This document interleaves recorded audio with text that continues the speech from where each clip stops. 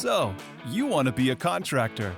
Ever wonder what it takes to become a contractor? The journey they go on to get where they are now, or the crazy things they see and hear on the job site? Well, you're in the right spot. Welcome to So You Want to Be a Contractor, the podcast. Join your host, Mike Fisher, as he talks to owners of construction companies from all over about how they got started, how they run their business, and some of the craziest stories they've experienced on their job sites. And now, your host, Mike Fisher. Welcome to So You Want to Be a Contractor. This is episode number 9. My name is Mike Fisher, and my guest today is Marisela Arechiga. Oh man, I screwed up. We talked about it. Arechiga. Yeah, from New Generation Home Improvements. How you doing, Marisela? Good. How are you, Mike? Listen, you're not the first one who gets my last name messed up. No, but I talked myself up, and I've got that background, and I should have been able to do that, and I just fumbled through. It could have been Smith, and I probably would have fumbled through it, honestly. Listen, I'm proud of you for getting my first name. I'm proud of you for getting my first name. Thank you. Appreciate it. So yeah, co-founder of New Generation Home Improvements. You and your husband Mario, right? Yes. Founded it together. Perfect. I don't want to tell your story. Let's let you tell your story. How did you guys get into this? What led you to where you are now, and all of the fun stuff in between? All of the fun stuff in between. It's hard to cover all of the fun stuff in between. But where we started is Mario, who is now my husband, who was my boyfriend at the time, he's good with his hands. He knows how to build. And he was in school at Cal State Long Beach, Go Beach, studying construction engineering management. I was in the business of business. I was in marketing. I was in sales. I was in talent development. I was in business, client relations, tons of client relations positions. And while he was at Cal State, he really encouraged me and nudged me to look at the business of construction. And so I was interested. I always had thought about construction at that point in my career as, the guys who walk around, fixing blue collar, dirty, yeah. Dirty, their pants not all the way pulled up from their butt. Like that's the way I thought about construction. But there is a business element, a very sophisticated level of business with construction. So I started to... Well, let's say there should be a very sophisticated level of business element. Very well put. There should be. So while Mario was finishing up his degree at Cal State, I started to take night classes in construction management at UCLA. And we both, paralleled our careers at the kind of starting point was at the same time where we jumped into commercial construction. Mario worked for really big outfits throughout Los Angeles, the CW Drivers, the Swinnertons of the world. Right. I worked at really high-end tenant improvement commercial companies. But we both, came into construction with the heart of having our own business one day. We'd always talked about that even before I got into construction. I just have the heart of an entrepreneur. I wanted my own business someday. I didn't think that it would be a business with my husband. I just kind of thought he had his business. I've had my business. We'd be happily married. We're happily married, but. So we worked for other outfits on the commercial side, really big, multi-million-dollar renovations, and learned a lot from that experience. We learned a lot about how really big outfits run their businesses and that sophistication of professionalism that comes with construction. Right. And about 13 years ago, in the midst of the Great Recession, we decided, I'm going to give Mario all the credit on this. He decided right now, in the midst of all this, is when we start our home renovation business. And I thought he was ape crazy. Like he didn't have any clear thinking through this. I was pregnant. We were newlyweds. Everyone was losing their home, their businesses. Right now is not the time to start a business. No one's going to hire us. But his logic, Mike, was if we can start our business now when it's terrible, we'll be better for it when it comes up and the market will come up. And he was right.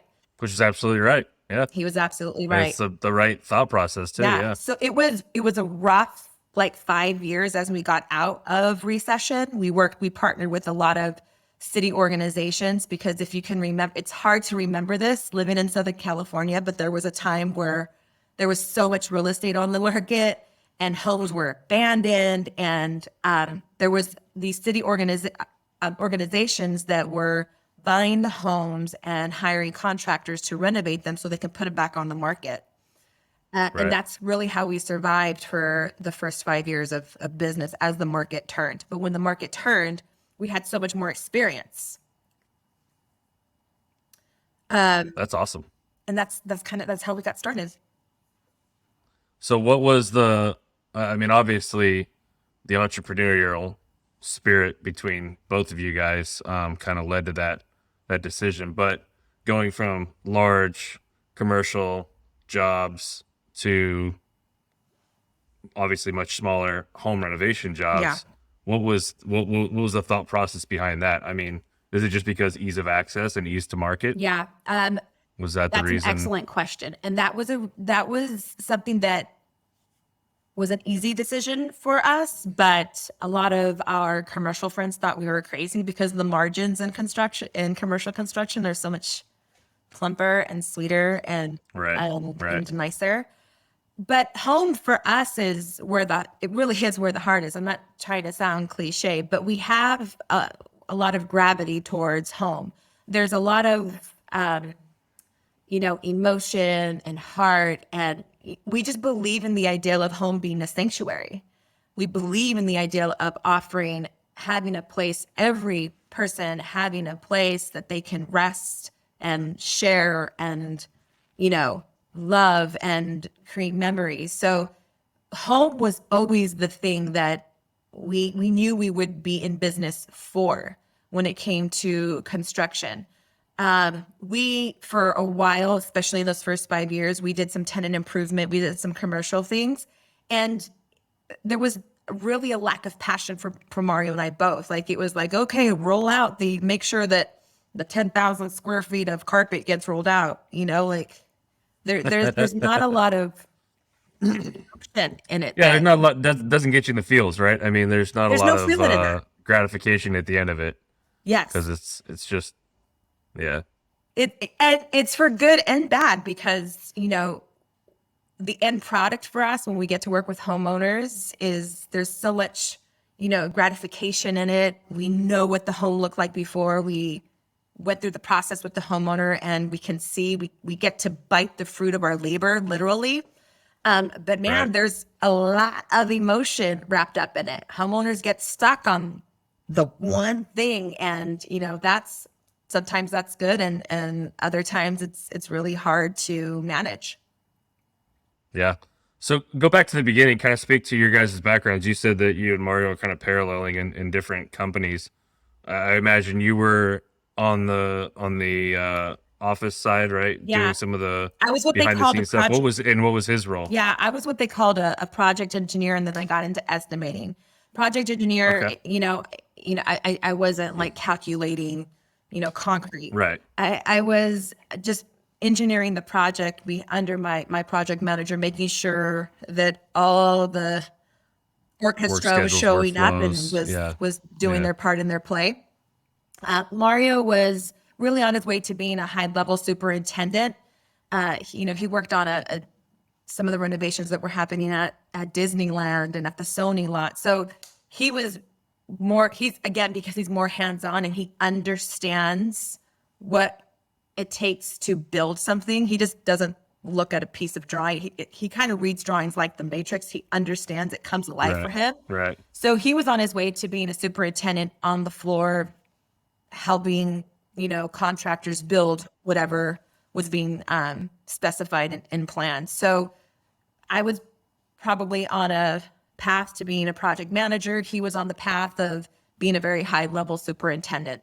And while there was a lot of benefit in that, again, we didn't wake up like, God, I can't wait to send that RFI. It's going to be so great. There wasn't a lot of that. Not a lot of passion, right? A lot of passion. So kind of take that mindset, that that history that you guys have and that experience and translate it to where you are now, right? Because I talk to a lot of contractors. I know a lot of contractors.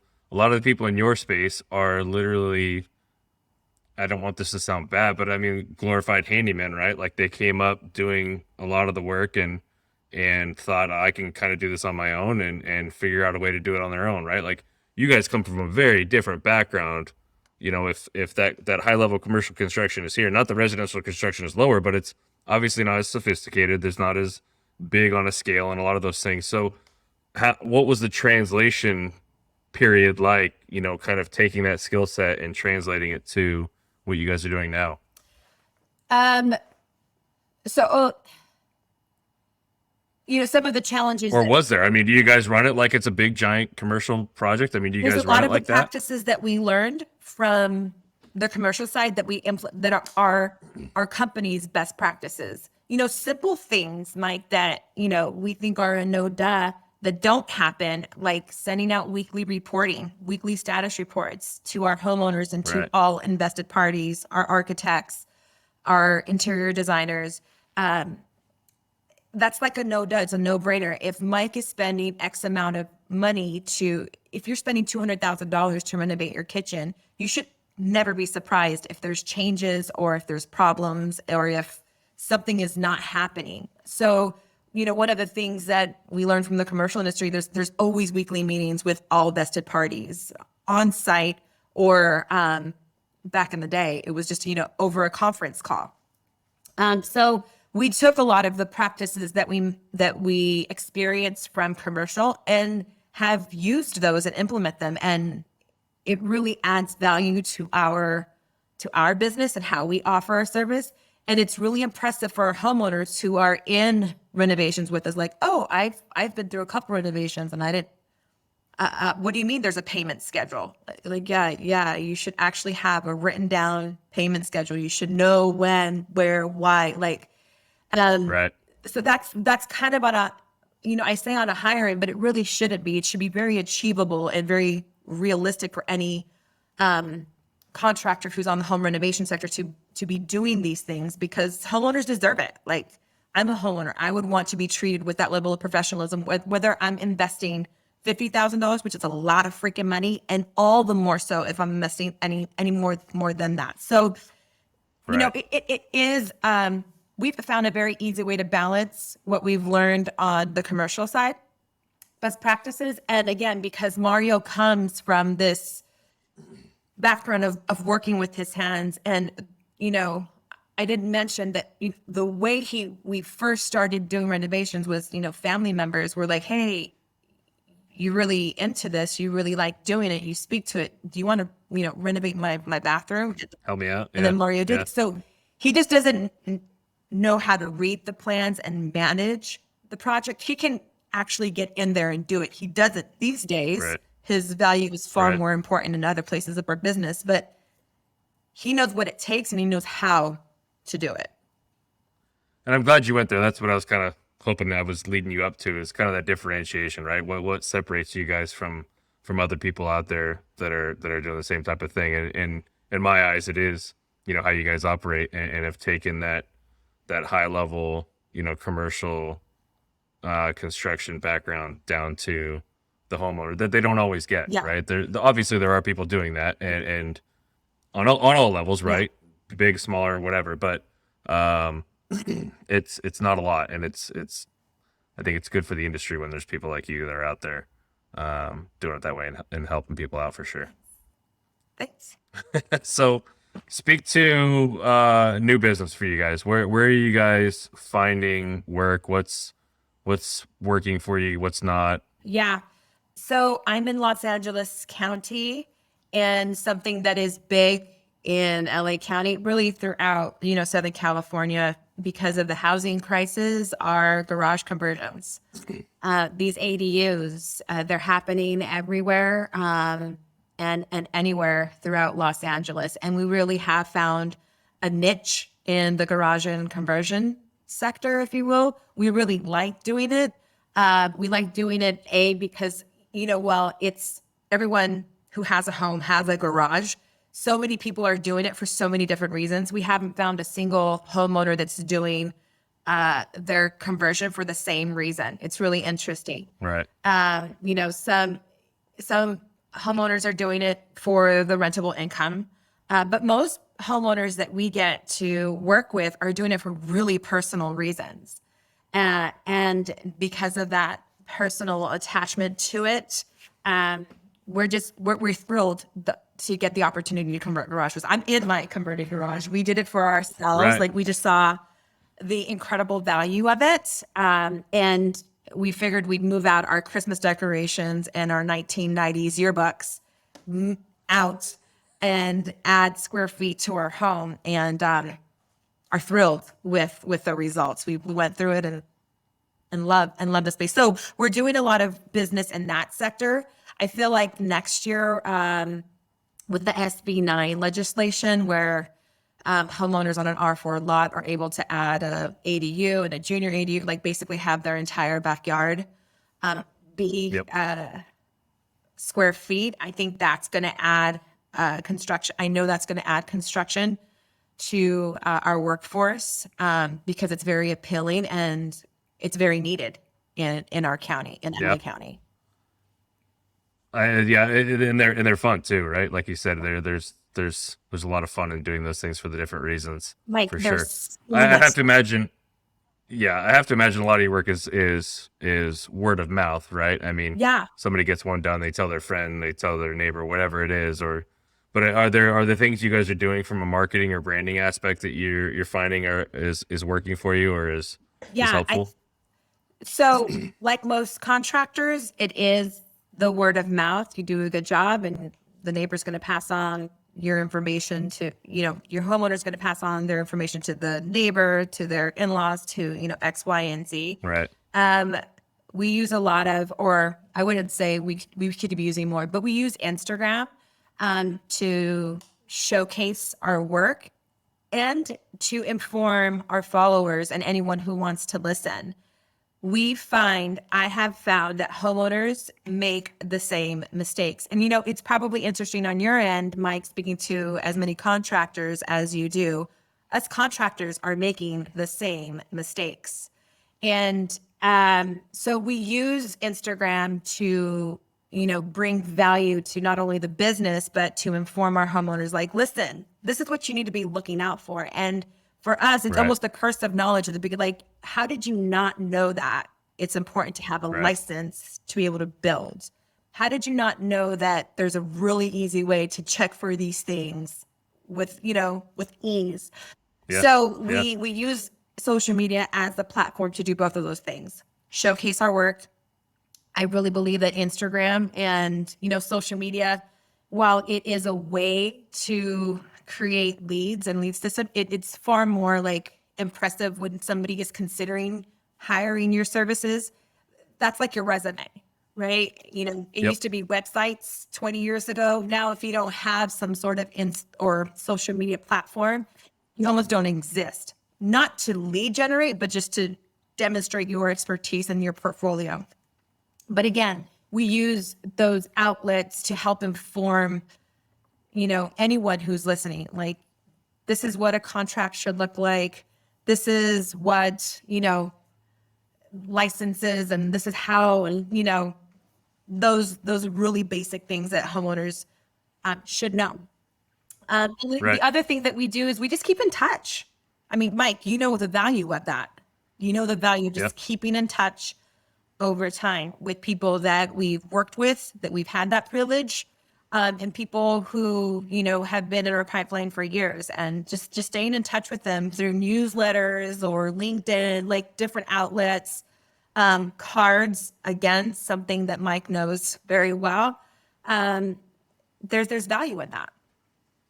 Yeah, for sure. And I love what you said about the social media and the Instagram, because that's where I see the differentiation, especially in the construction and contracting world, right? I mean, it's new to a lot of people for sure in this industry, and it's gaining traction, which is good.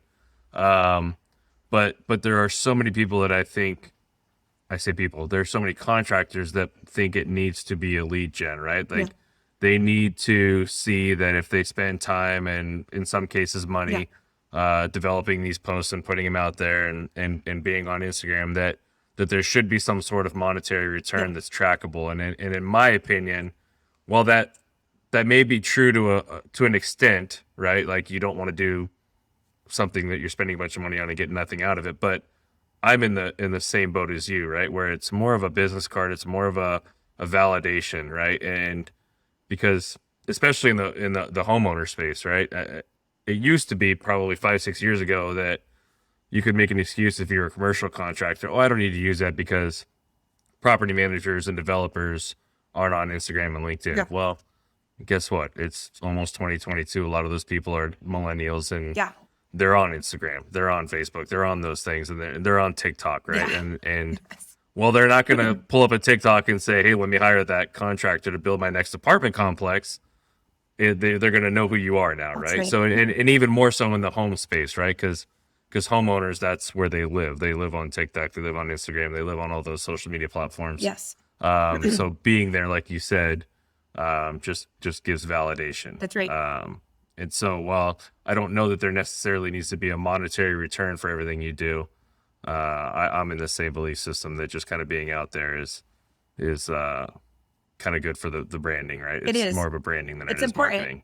And not everything that you do in business is going to have an ROI. Not everything that you do is going to return an ROI. And when you're establishing your brand and spending time on your marketing, there's going to be a period where it does nothing for you. It is time consuming, but you almost need to put it in the bucket of, am I working on my business or am I working in my business? And if you're working only in your business 40 plus hours a week, you're not going to go very far. So you almost need to put that branding and marketing part of it, even though it's not returning an investment for a period of time. You need to carve that out in your schedule every week, because it will, in some way, shape, or form. It might not be in the currency, might not be in dollar signs, but it could be valuable to someone else. Yep, 100%. So what do you guys? I mean, I know the answer to this question because I didn't mention it, but I write the insurance for new generation home improvements, so I have a little bit more knowledge. So I'm asking these questions because I'm giving you softballs here and laying them up, and I know, but what do you guys? So from a work standpoint, self-performing versus using subcontractors for, and what do you guys specialize in, and how does that work? Man, that's like a moving target, dude. Like for a while, it's like we only self-perform, but you're taking lots of liabilities and risk and emotion in that, because employees all have their personalities and their demands, and it all comes with it. Then there was a period of time where like, screw that. We're done with that. We're only using subs, the good partnered subs, and that doesn't always work. So now it's a marriage. We self-perform X amount of time, and we use really trusted subcontractors that we've worked really hard to earn and to keep relationships with. So it really comes in like at about 50-50.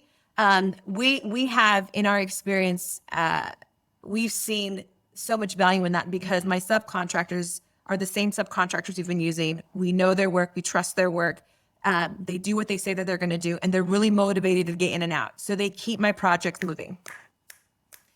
My employees, where we self-perform, are really interested and invested in the fine lines, making sure it's plumb, making sure it's perfect, because we're in a person's home and they're going to look at that crooked grout line for the rest of their lives, and they're going to hate us for it, and they're going to think about us every time that they don't like what they see. So the value that our self-performance brings in is that level of craftsmanship that sometimes my subcontractors are just too quick to find. Right. So we have found currently today in 2021, it's a balance. It really is a marriage, and you take the good and the bad, and you make good of it.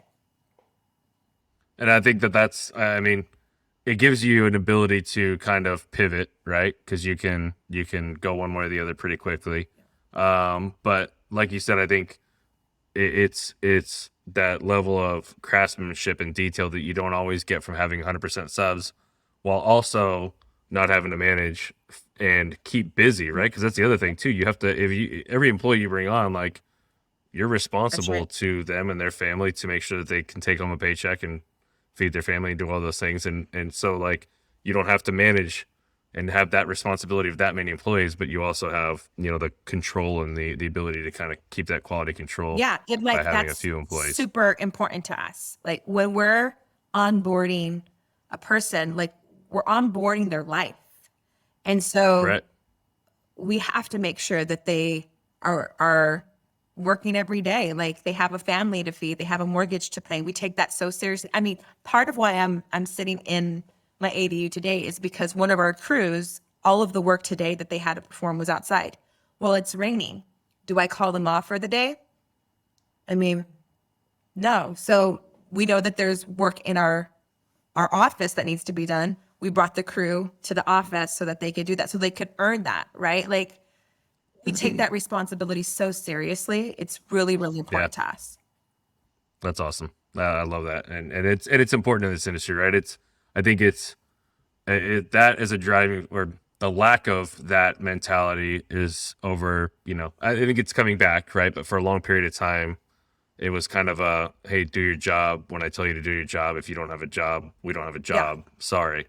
And that mentality kind of led to the crisis that we're in right now, in my opinion, right? Of a labor shortage, if you will, and not having the people that want to join this industry because that was the stigma on it for so long. So, and you're one of the many, right? I think a lot of people that choose to come on here are the people that are in that same mentality, right? Nobody chooses to come on my show to tell me that, they don't care about their employees and they suck and I'm just using them to get my job done, right? So I only hear the good side of it, but I know that there are plenty out there that kind of still feel that way. But I'm glad to see that a lot of that is coming back, and I think a lot has to do with, the Googles and the Yahoos out there that do everything for their employees, and it's very visual Yeah. and everybody sees how that works, and they kind of, that's transitioning, not to that extent obviously in construction, but Yeah. on some level, Yeah. that level of care for I your think employees. care is the word that I'll underscore in that sentence. Right. It's care. It's caring for the relationships we have with our homeowners. And it's interesting because, I come from an industry where there's not a lot of heroes, you know what I mean? And I meet homeowners who have been battered and have had bad relationships, and they almost come into the relationship with me with that baggage. And I'm like, listen, like, I'm here to care for you. I'm here to care for your home. I'm here to help. You need to not Yeah. treat me like your ex-boyfriend or your ex-girlfriend. Right. Let's leave Right. that in the past. Same thing with, with the people we get to call our employees and who get to work with us. We don't get to do our job unless we have homeowners who are clients and we have employees who stay with us. So it's about caring for both. Same thing with our employees. They'll come and be like, oh, you're going to pay me today, even though well, yeah, like that's how I would want to be treated. Oh, you're Right. paying me Right. for Christmas off? Like, yeah, that's how I mean, it's caring about who the people we Right. get to, who Right. the homes we get to be in and the people we get to work with. Yeah. So you touched on a little bit, but that relationship with the homeowners is one that I would have to imagine is very top of mind in all situations. I've mentioned on a couple of the previous episodes before I got into insurance, the illustrious world of insurance, and it's so glamorous. Listen, you But make it look fancy. before that, You make it look fancy. I appreciate that. Thank you. Before that, I was in restaurants and restaurant management for a long time. So that level of hospitality and what do I want to say? Kind of putting your pride in your pocket sometimes and just yes, ma'am, no, ma'am, and all those kind of things. I learned a lot of that, right? And I've always said that I think that along with a driver's license, you need to spend 2 weeks in customer service at some point in your young adult life, just to kind of understand how humanity works and how to be a proper human. But You guys are obviously involved in that day to day. So what is that relationship like? That process like, kind of dealing with the homeowners and any best practices or things that you guys do that you think are different or better than others? One of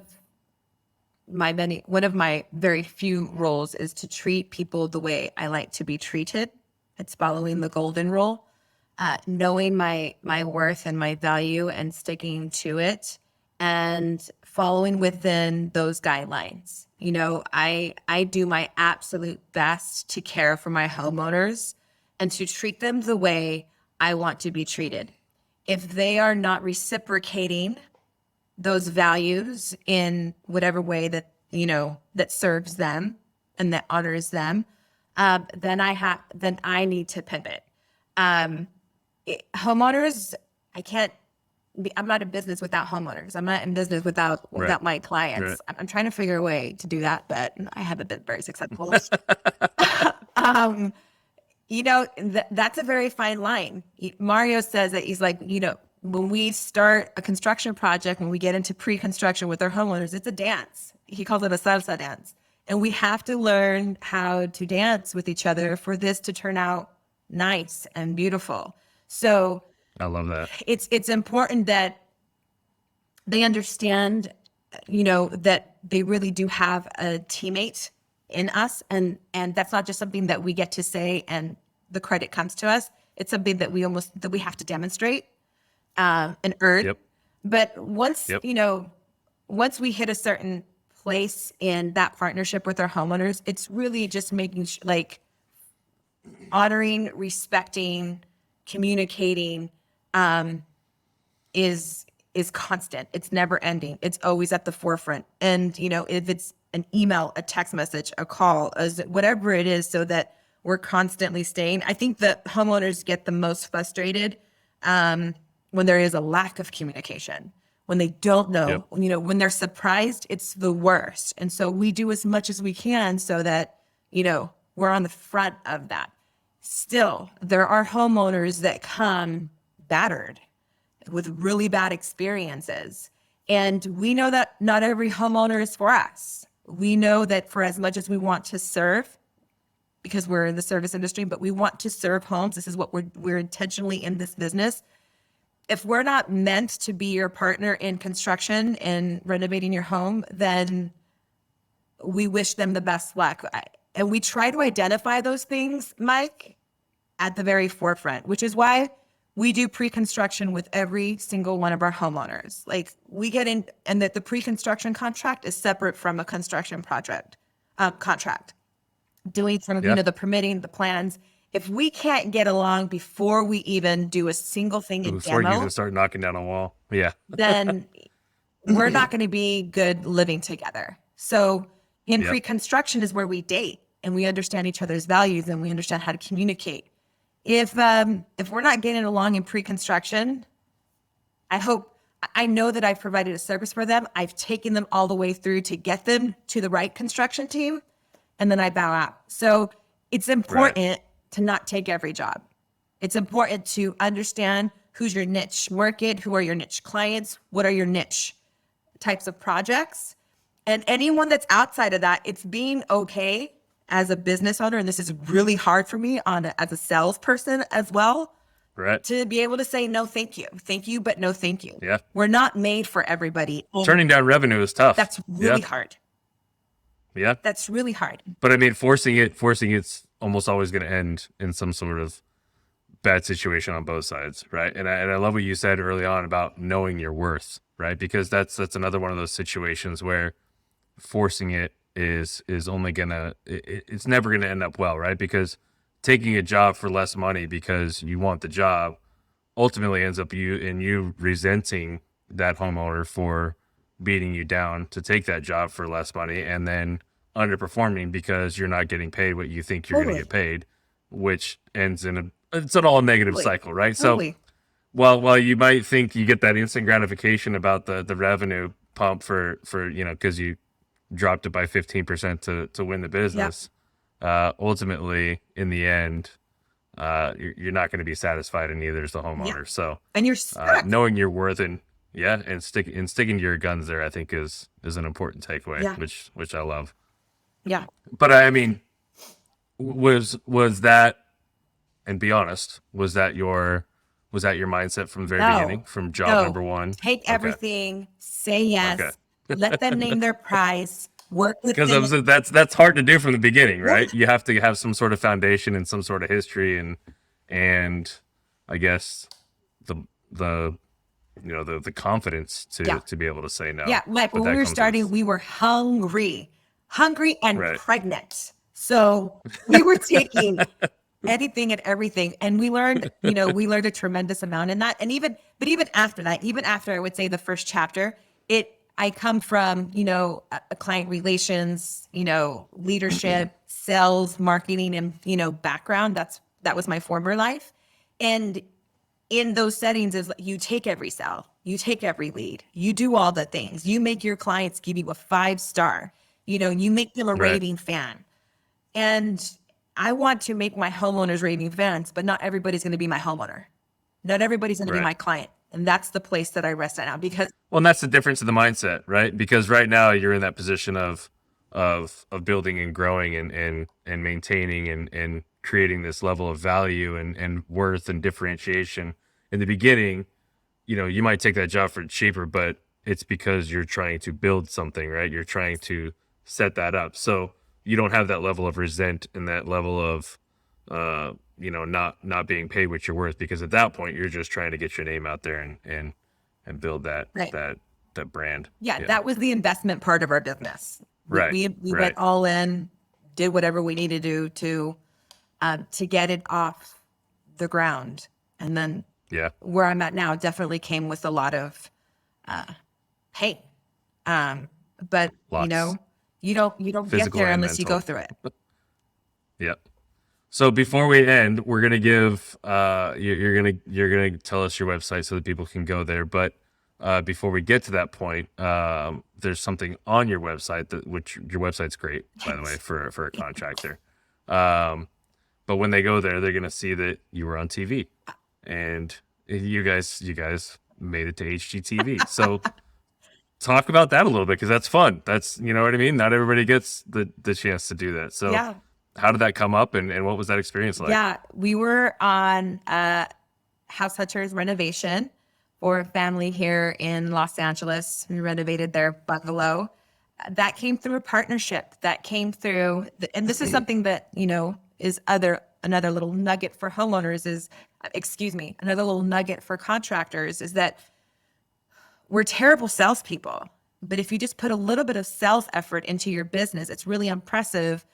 The how much you'll level up. So I Right. had been trying to partner with an interior designer that I really appreciated her work. I appreciated her personality, and I wanted to partner with her. And she has a line of contractors that are wanting to partner with her, and I just kept reaching out. I just kept that sales head on. Loved whether it was commenting on something that she would post, sending her an email. She got the opportunity to do the show. There was a design team that was required and a Right. construction team that was required. And I had also been doing my own, post and material and content on my Instagram, putting myself out there. And she says, look, you're camera ready. You know how to talk construction. You know how it's done. Would you be interested in meeting with a production company about this? And so she set up a meeting. We interviewed with the production, and they were like, let's go. Let's do this. And I was 8 months pregnant this wasn't the first pregnancy. This was the third pregnancy. I was pregnant a lot in the last 10 years. We're Mexican American. It's in our genes. So it happened really, really quickly. And it was really fascinating and interesting to see the reality version of HGTV's construction projects. But outside of the experience that there's currency in that, the relationships, the Right, relationship right. that we built with the homeowner, we've done different projects for them outside of that in a new home that That's awesome. and the interior designer, who we built a relationship with, who we adore, and, any chance we get to work with her, we do. So it was a really cool experience. Hopefully there's, more TV time for our company and in the future. Who knows? Well, you guys were good at it. Yeah. So before, when she drops her website, definitely check it out, because there's basically a shortened version where you guys are highlighted, right? Yes. Through the Yes. show, through the episode, Yes. but it's fun. Thanks, Mike. Definitely very cool. Thanks. No, thank you. I will let you run. This has been amazing. I get to talk to you all the time, so it was good letting everybody else hear from you guys and get to talk to you. So before we do let you run, though, let everybody know how to find you, how to get a hold of you, and where they can find your stuff. Yeah. So my Instagram handle, you should be on Instagram, is New Generation Improvements. My website is newgenerationimprovements.com. And Mike, I also want to thank you for giving contractors a platform. We're not these like scary people that live on an island somewhere and we're like all canoodling on how to screw our homeowners. Like, you're putting a voice and a face on a trade that is really important and fruitful for the right homeowner. So thank you for this platform. No, we appreciate it. That was kind of the goal when I started a long time ago. Was obviously there's my piece of it, right, that we've talked about from a networking standpoint, but it's also, this industry is very antiquated and old in a lot of areas, and technology and social media and branding is one of them. So I understand how important this is from a contractor's perspective, to be able to kind of lend their voice and tell their story and be out there. So it's fun on both sides for sure. Thanks, Mike. No, thank you very much. We appreciate it. Have a great weekend, and have a great holiday. This is going to air after the holidays, but Merry Christmas, and we will keep in touch. All right.